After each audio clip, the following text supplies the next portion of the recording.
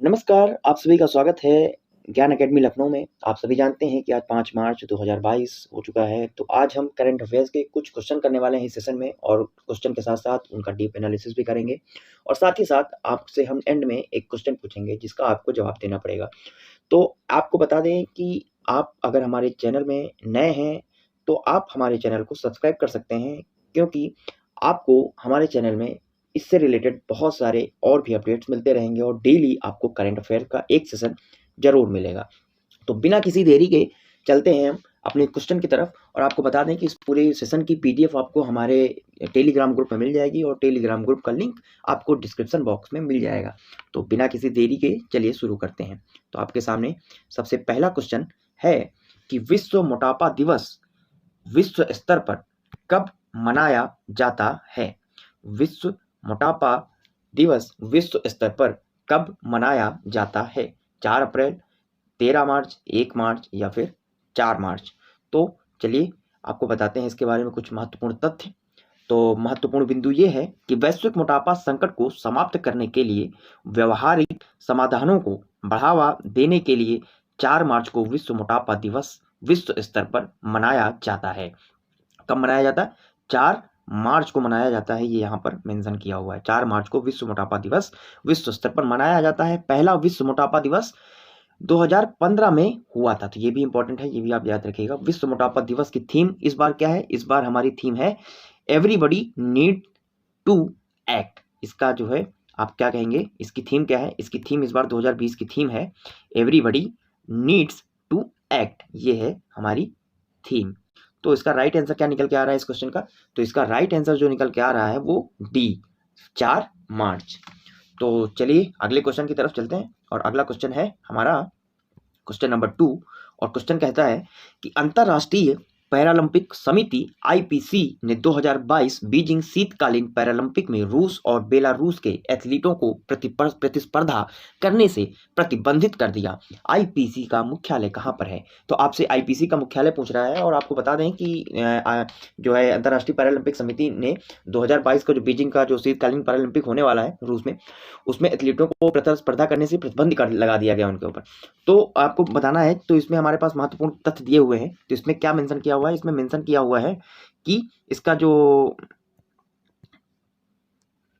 मुख्यालय है आईपीसी का मुख्यालय बान जर्मनी में है और आईपीसी के वर्तमान में अध्यक्ष जो हैं वो एंड्रयू पार्सन्स हैं। तो इसका राइट आंसर क्या है? हमसे पूछ रहा है आईपीसी का मुख्यालय कहाँ पर है? तो आईपीसी का मुख्यालय कहाँ पर है? आईपीसी का मुख्यालय है बान जर्मनी में।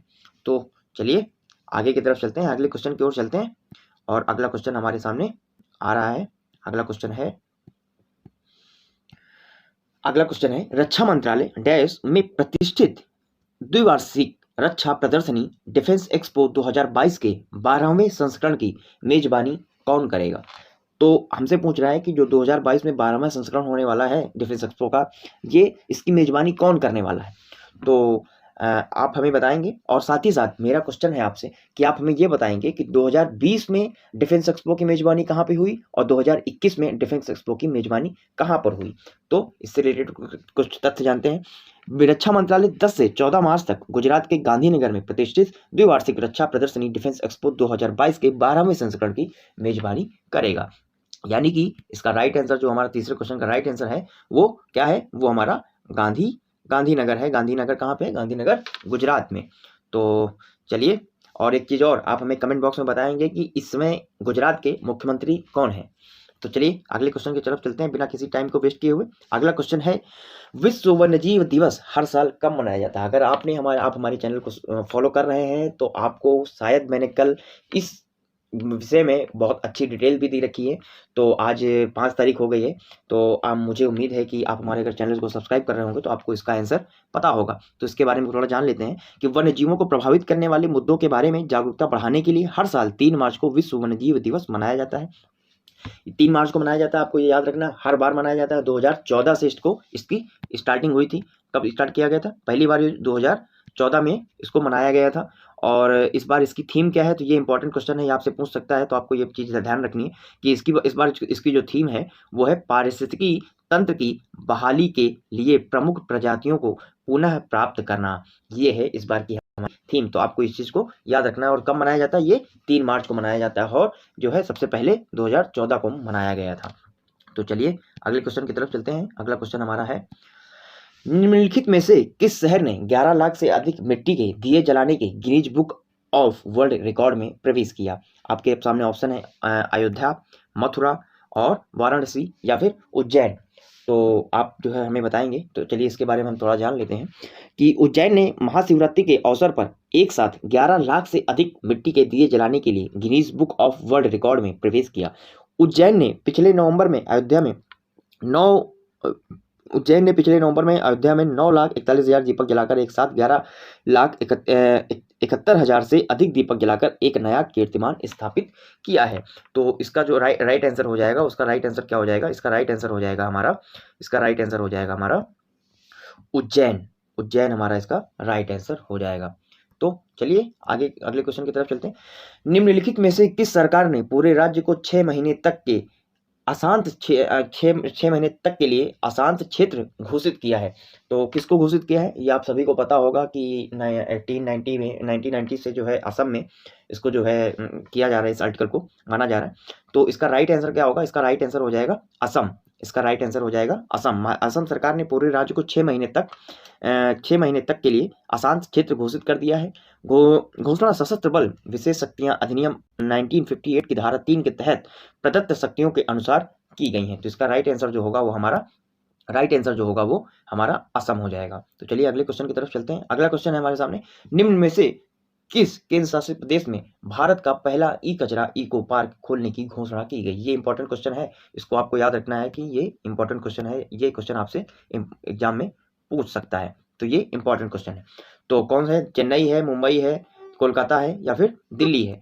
तो चलिए जानते हैं इसके बारे में। दिल्ली के मुख्यमंत्री मनीष सिसोदिया ने हाल ही में भारत का पहला ई कचरा इको पार्क खोलने की घोषणा की है।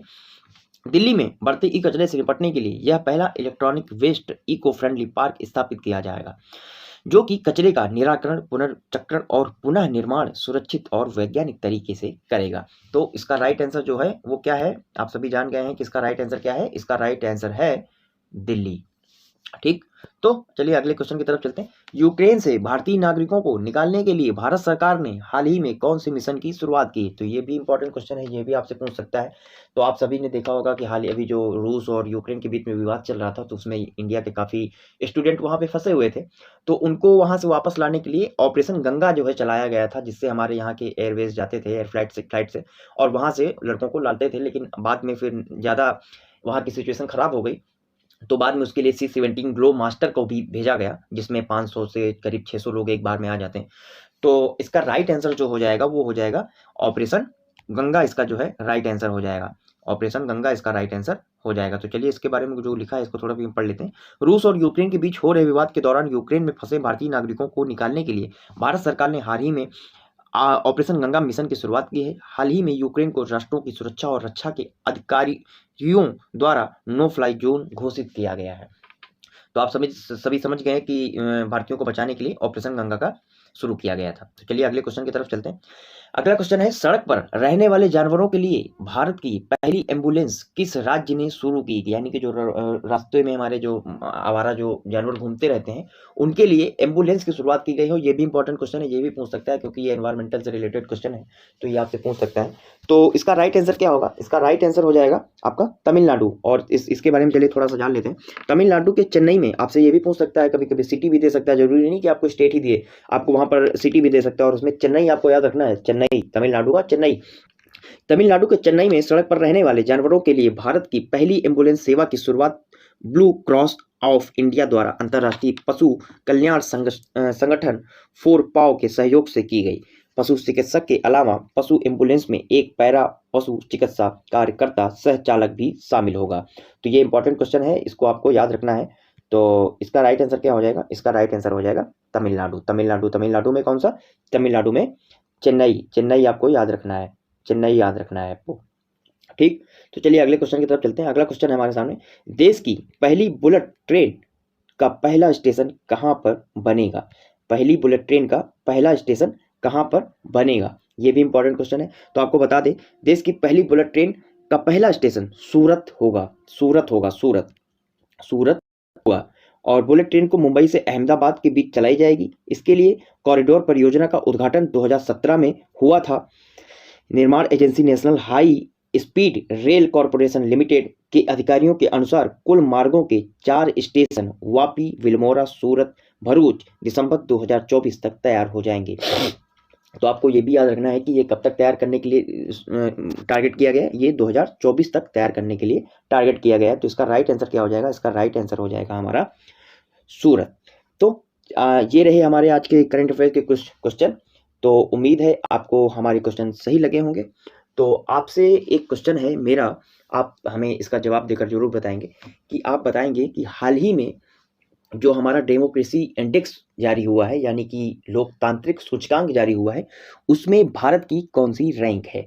तो इसका आंसर आपको हमें कमेंट बॉक्स में बताना है। और अगर आपको हमारा ये सेशन सही लगा तो आप हमारे चैनल को सब्सक्राइब कर सकते हैं। Thank you so much.